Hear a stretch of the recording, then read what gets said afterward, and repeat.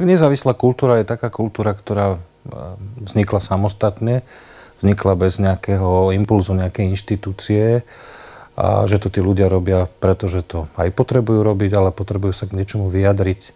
Ja si myslím, že to je taká najživšia kultúra, vlastne taká najvlastnejšia a pre mňa je častokrát aj najzaujímavejšia vlastne. To je asi veľmi ťažká otázka, pretože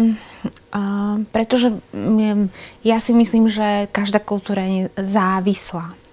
Čiže aj tá nezávislá, ktorá sa tak nazýva, tak je vlastne závislá, pretože kultúra potrebuje peniaze. A väčšinou to, čo považujeme za nezávislú kultúru, nie je komerčná kultúra, čiže si nedokáže na seba zarobiť.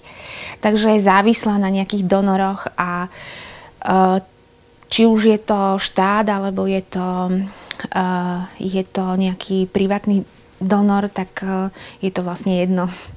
Takže pre mňa vlastne nezávislá kultúra ani neexistuje. Skôr to ja vnímam ako komerčná a nekomerčná kultúra.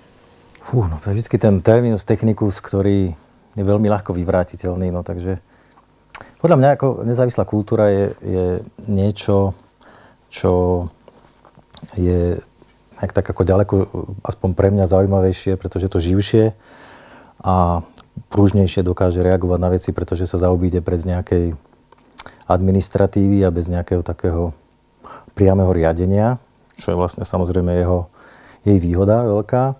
Na druhej strane je veľmi ľahko šikanovateľná a potrestateľná tým, že vlastne nedokáže vyžiť sama zo seba, alebo teda len tým, čo produkuje a musí sa vlastne neustále uchádzať o nejaké granty, čo v slovenskom prostredí znamená kľúčkovať vo veľmi takých nejakých mutných vodách.